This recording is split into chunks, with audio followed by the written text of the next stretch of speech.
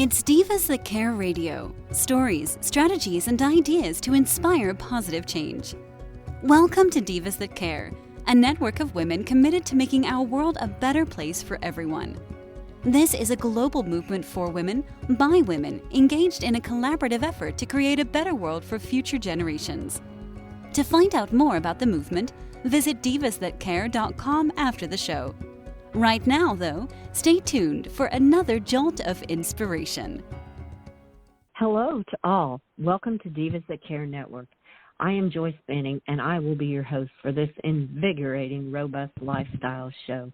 First, I want to thank each one of our listeners that have tuned in live today and the ones that will be listening to this podcast. I am just really grateful for each one of you. And I am just overly excited today to have with me a brand new diva, Hannah Stempert. And she is also an author in Diva's upcoming book called Animal Prints on My Soul, which will be released here very soon. Oh, I am just thrilled. You guys are in for such a treat to listen as Hannah tells some about her story and about herself in this Animal Prints on My Soul book. So, Hannah, could you please introduce yourself and tell our listeners a little bit about yourself today? Okay. My name is Hannah, and I'm the youngest of my family of four, and I have one older sister, and we live on a little farm here in southwest Kansas, and it's about 100 acres, so it's kind of a nice little hobby farm. And it's a good life. But so I'm the youngest, and it's kind of nice being the baby of the family. I kind of like that. But that's just me, I guess. Oh, I can relate to that because I'm the baby of the family, too, in my family. And I always got teased about it. They said I was the most spoiled because I was the baby in the family. And I said, hey, that's the advantages of being the baby. I know. It works, right? I like the gig we got going on. It's awesome. Yes, I do, too. I love it. Well, that sounds awesome on a 100-acre farm in southwest Kansas. Wow. The land of Oz. Yeah. In the land of Oz, that's where you're at. That's wonderful. Yep. Well, tell our listeners a little bit about the story that you have in our upcoming book, Animal Prints on My Soul. Okay. Well, mostly about some of the pets that I've had in my life. It kind of talks about my journey of trying to find and catch my dreams and making them come true, making them a reality, and kind of the lessons that I've learned through it all. I've always, well, of course, me and my sister both have always wanted a horse, and we never was able to have one until last year, and so that was kind of a dream that we've been able to recognize and kind of the lessons that I've learned from that. And I also had a kitty when I was 12, and I mentioned her in the book. She was the love of my life. And so I talk about her in the book and how amazing she was and my love for her. And that's a little bit of what it's about, kind of the lessons that I've learned. And it's really important to me writing it all down. And I think I kind of realized that when I started writing the stories, because once you kind of reminisce about those times and start to realize what God has pulled me through, I don't know, I just think I start to learn those lessons as I'm writing it down, kind of thinking through the process and how God's blessed me through my life. And to me, that's so important, kind of recognizing that me personally. And so I'm really excited to share that with other people and kind of tell them my experience of how God's really blessed me through all that. So that's a little bit what it's about. Oh, that is beautiful. And I love how you said putting it down in writing. It makes the lessons more vivid. It makes you reminisce about them, like you said, and you realize how much God has blessed you through these lessons, though some of them might have been tough, and you were like, okay, why now? But when you start to write it all down, how true that is. When you write things down, they take on a little different perspective than just having them in your mind. They really do. I totally agree. And I never really had thought about it that much until I started writing this story, because I was like, oh, wow, that you start to kind of think of things that you might have forgotten, or, you know, some things that kind of got pushed in the back of your head. And so I just loved it. I was like, wow, this is cool. I'm starting to know me a little bit better now, too. So I'm like, okay, Hannah's not such a bad kid after all. This is nice. No, you're not, because I know you as a dear friend too. You and your sister both, and you're both treasures, definitely. So. Well, thank you. You are too. And by the way, thank you for having me on. This is super fun, and I'm so glad that you're interviewing me, because, like you said, we are friends, we're buddies, and yes. I'm excited. It really helps me not to be nervous, knowing that you're the one interviewing me. So. Oh, that is awesome. Well, thank you. Definitely feel the same way. I'm just loving every moment of it. This is great. Well, I know you touched on it a little bit about reminiscing and making you remember some, like you said, remember things and the vivid lessons. But how do you really feel? What are some more of the impacts that this story has had by writing it down, and maybe even the impact you'd like to share on with others from your story? Yeah. I shared in the book how I had an experience when I was about 3 years old, how a horse almost came into my life, and it didn't. And it was really disappointing for me. But now that we do have a horse, and I'm older, I kind of realized that I'm still 3 years old when it comes to horses. And I've kind of had to grow up a little bit, if you know what I mean. It's kind of matured me a little bit to realize that, you know, although horses are pretty majestic animals, it's not a whole fairy tale having to deal with them.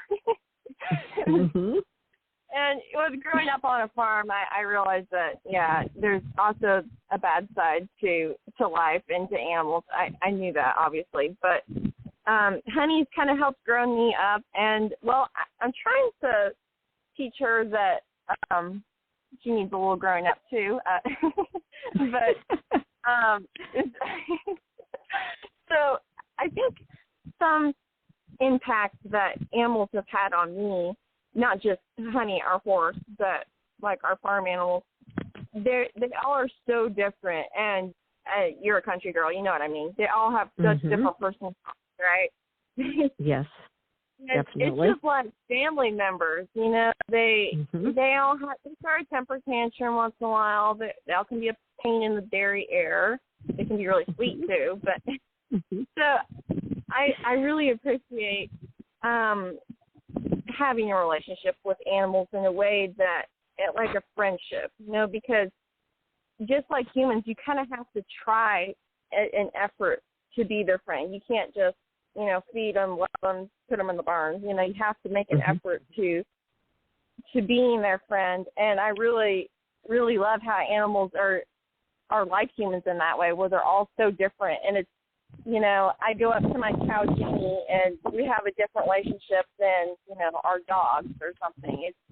And I think that's what makes life so fun and so enjoyable, is having different, you know, animals in your life that just hold different spots in your heart, so that you have a different relationship with. And it just makes life on the farm really enjoyable, really fun, and really interesting, I think.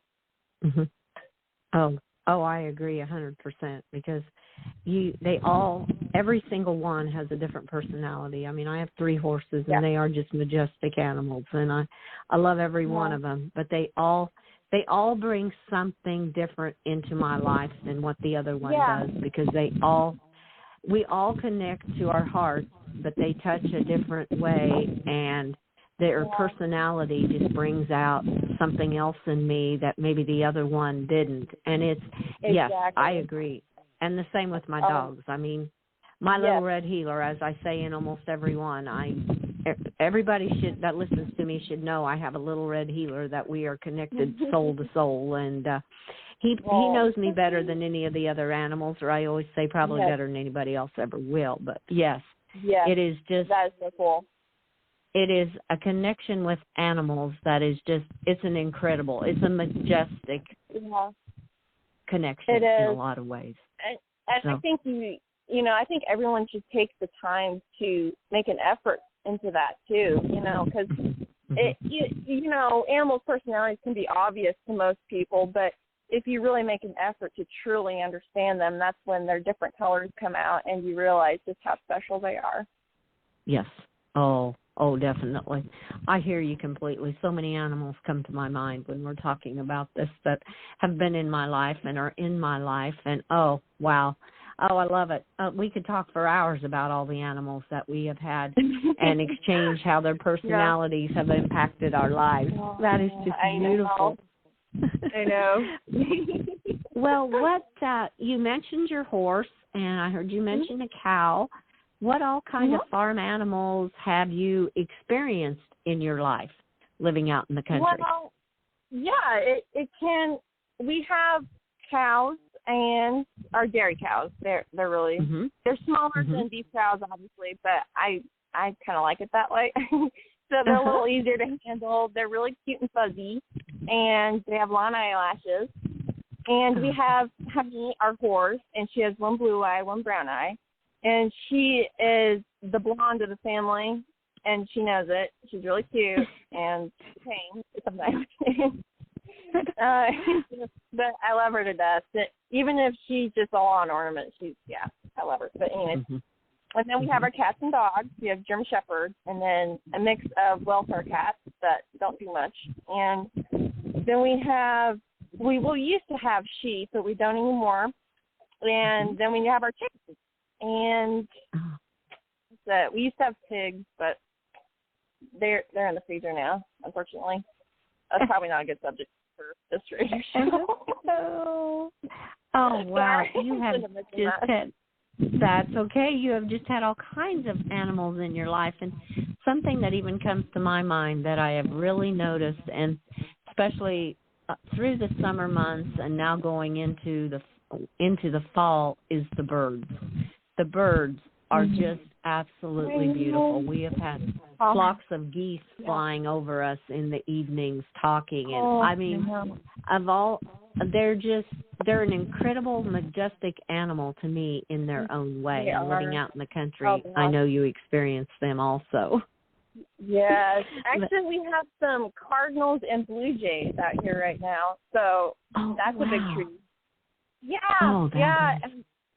Actually, you know how blue jays sound like big grumpy birds most of the time. They're called usually, but actually, no. The more they're lingering, they're starting to sound more nice.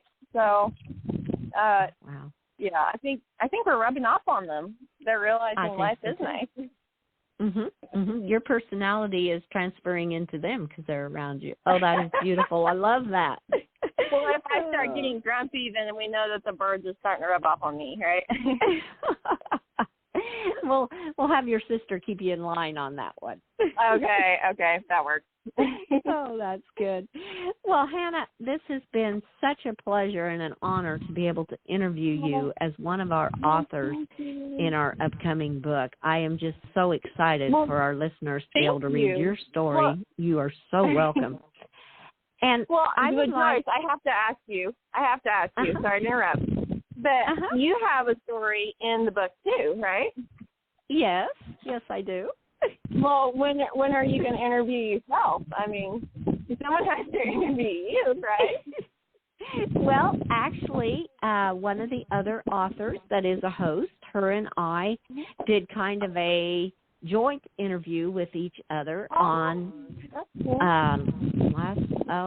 within the last week's time, and that is should be posted everywhere here before long. And yes, we decided she did one about cats, and mine is about basically all my farm animals, all the animals in my life and the influences, the way they've impacted me, and just some different things like that. So yes, thank you so much for asking. I appreciate that. I'm That's really, awesome. I'm really looking forward to reading it in the book. I mean, that's why I wrote a story in the book, so I could get a free copy, right? So I can read Joyce's story. Well, I mean, and there's like here. Oh, that is so sweet of you. I love it. Well, there is like 26 of us authors in the book. Yeah. So oh it gosh, will be, I'm excited to read everyone else's story. Especially yours, but everyone's story, obviously. It's kind of cool. Oh, well, thank you so much, Hannah. Well, what is a final tip? You've left lots of information about animals with our listeners today, but what is a final tip you would like to leave to our listeners about animals in our lives or for them to look at being in their lives? Well, I would say, listening to animals, because they have so much to say, and animals, I think, are a very, very special thing in our lives. I mean, God gave them to us for a reason. They are so special. Animals, like you said, we could talk on for days about animals. And God has made animals so special, and so I think listening to them and truly trying to understand with them. Be patient, and learn from your mistakes. I know I have, definitely, and all of us, we all make mistakes. We all have to learn from them. And animals, they have patience, too, to teach you and to love you. So the more you listen and the more you try to connect with them, the sweeter it will be, I think, honestly. And that's the way God made us all. It's to connect that way, and that's my opinion. Oh, that was beautiful, Hannah. What a beautiful tip to leave with our listeners. I absolutely love that. Thank you so much for being on my Robust Lifestyle show. This was just awesome. Well, thank you again. Well, thanks. I appreciate it. Oh, you are so welcome, so welcome. And I do want to thank all of our listeners for listening to this absolutely incredible interview with one of our amazing authors in Animal Prints on My Soul. And be sure and get a copy of the book and read Hannah Stempart's story in that book. Share this show with all your family and friends, and be sure to check out all the other hosts and their shows on divasthatcare.com. Remember, with all your animals, listen and connect with them and give them a great big extra hug and share all your love with them. And remember, be kind to all. And until we connect again on Robust Lifestyles, stay strong and healthy. Thanks for listening. This show was brought to you by Divas That Care. Connect with us on Facebook, on Instagram, and of course on divasthatcare.com, where you can subscribe to our newsletter so you don't miss a thing.